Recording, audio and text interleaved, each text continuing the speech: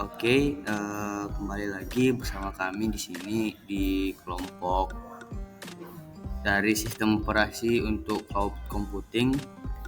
Di sini kami akan menjelaskan ya beberapa review dari jurnal kami. Yang pertama untuk jurnal utama yaitu penerapan teknologi cloud computing dalam pembangunan sistem informasi. Ya, penulis di sini ingin menerapkan cloud computing dalam pembangunan sistem informasi, algoritma alokasi sumber daya yang berbasis evolusi multi objektif, di mana sistem ini sangat penting untuk desain kampus pintar, penjadwalan sumber daya dari pusat data kampus, dan merangkum hasil serta kekurangan penelitiannya. Penulis di sini pada jurnal utama ini ya menggunakan 3 metode penelitian. Yang pertama itu melalui pengumpulan data, penggunaan algoritma, dan simulasi dan analisis.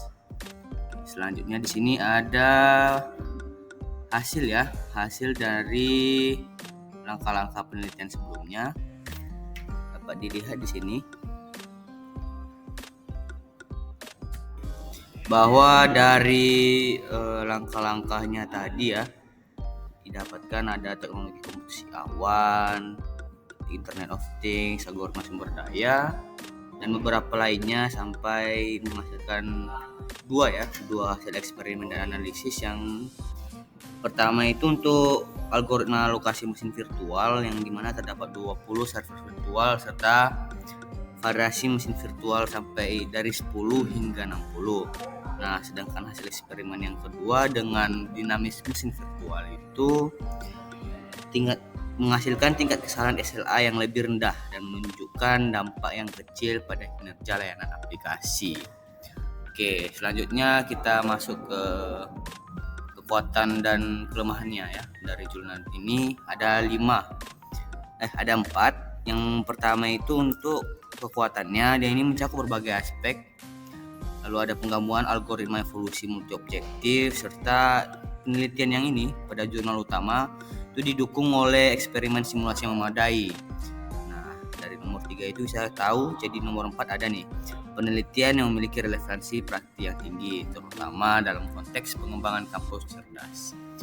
Nah, meskipun ada kelebihannya nih, jurnal utama ini juga punya kelemahan. Yang pertama itu penelitian ini menyajikan hasil eksperimen yang masih terbatas dan masih bergantung besar ya, sebagiannya masih bergantung besar pada simulasi.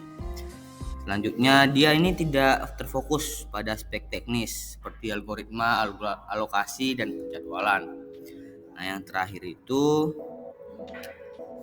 ini sebenarnya ya, jurnal utama ini dapat diperkuat dengan perbandingan yang lebih komprehensif, namun tidak diberikan ya, seperti itu.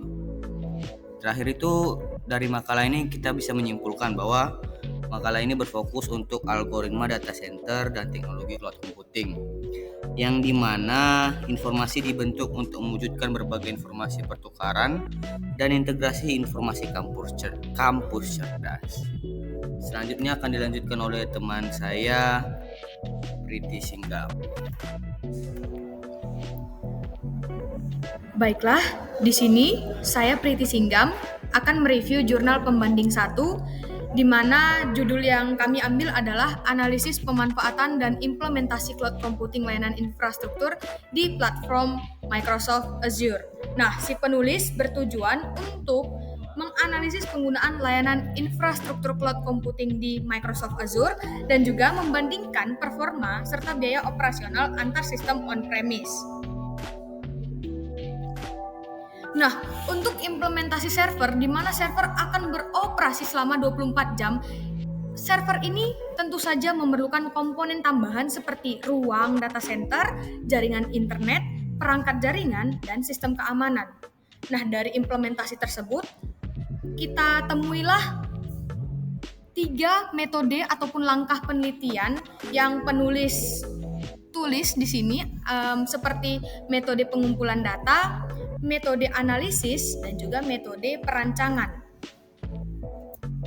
Nah, untuk hasil dan pembahasan, di mana berdasarkan langkah ataupun metode penelitian, didapati pembahasan tentang spesifikasi dan beberapa analisis kinerja yang menghasilkan total cost of ownership Microsoft Azure jauh lebih rendah dibandingkan on-premise. Untuk kekuatan penelitian ini sendiri mencakup analisis komparatif antara si on-premise dan si cloud computing, di mana penelitian ini berfokus pada penggunaan cloud computing. Dan tentu saja, pada analisis ini tidak hanya berisi teoritis, tetapi ada analisis performa seperti CPU, bandwidth memori, dan juga throughput jaringan, yang mana analisis ini akan memiliki total cost of ownership yang memberikan nilai praktis bagi perusahaan. Dan juga kekuatan penelitian ini ada di pendekatan metode yang beragam. Lalu pada kelemahan penelitian, adanya keterbatasan platform pada Microsoft Azure sehingga asumsi analisis biaya bervariasi tergantung lokasi dan kondisi perusahaan, yang mana mengakibatkan lingkup pengujian terbatas, begitu juga tidak menyertakan aspek keamanan. Pada kesimpulan jurnal ini, dari metode penelitian dan hasil penelitian dapat kita simpulkan bahwa Microsoft Azure dapat menggantikan infrastruktur on-premise, di mana Microsoft Azure lebih cepat dan lebih murah. Namun, Microsoft Azure juga punya kekurangan seperti penyimpanan, jaringan, dan bandwidth memori. Tetapi Microsoft Azure memiliki total biaya penggunaan yang lebih rendah. Baiklah, untuk review jurnal pembanding kedua akan dijelaskan oleh saya, Afifah Naila. Jadi judul yang kami ambil sebagai jurnal pembanding kedua yaitu Analisis Penggunaan Algoritma Support Vector Regression atau SVR untuk memprediksi terjadinya pasang surut laut di Tanjung Medang, Riau dengan SAS storage pada cloud computing. Dari judul tersebut, penulis bertujuan ingin memperoleh keakuratan data dan menentukan nilai RMSE model dalam proses pengolahan data, di mana datanya akan disimpan melalui salah satu teknologi cloud computing yaitu Software as a Service atau SaaS. Adapun alasan jurnal ini dibuat berdasarkan latar belakang dan teorinya karena dibutuhkan prediksi pasang surut air laut berdasarkan data historis yang sangat penting bagi nelayan dan membantu aktivitas masyarakat pesisir agar menghasilkan prediksi yang akurat dan menghindari overfishing. Di sini, penulis menggunakan 6 tahapan pengolahan data. Metode dan langkah penelitian yang digunakan, yang pertama yaitu pengumpulan data, yang kedua pemrosesan data, yang ketiga model validasi SVR, yang keempat tuning parameter, yang kelima analisis dan evaluasi, dan yang terakhir penyimpanan data. Di mana 6 tahapan ini digunakan untuk meningkatkan akurasi prediksi dengan memanfaatkan teknologi cloud. Berdasarkan ke-6 langkah tadi, maka diperolehlah hasil penelitian. Penulis ingin mengatakan bahwa parameter gamma menghasilkan akurasi hingga 89%.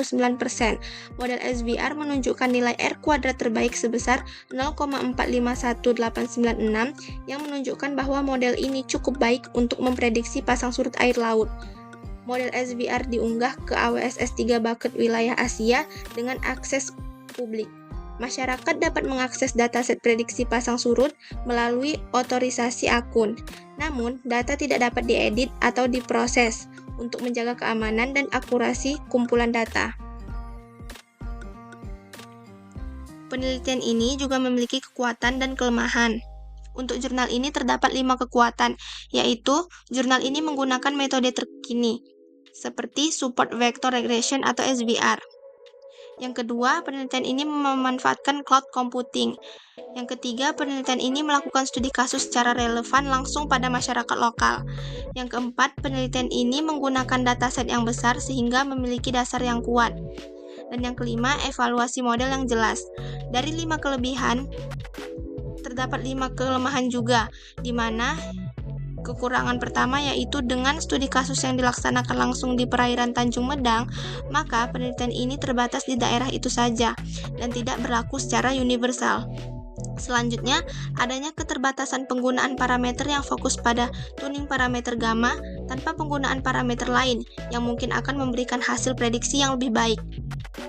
Selanjutnya, model SVR ini tidak memiliki perbandingan dengan metode lain sehingga tidak dapat dipastikan model SVR ini paling optimal pada kasus tersebut. Terdapat juga akses data yang terbatas karena hanya pihak yang memiliki izin yang bisa mengedit dan mengelola data, walaupun dapat diakses secara publik. Dan yang terakhir, kurangnya visualisasi data yang digunakan pada pemaparan penjelasan jurnal tersebut.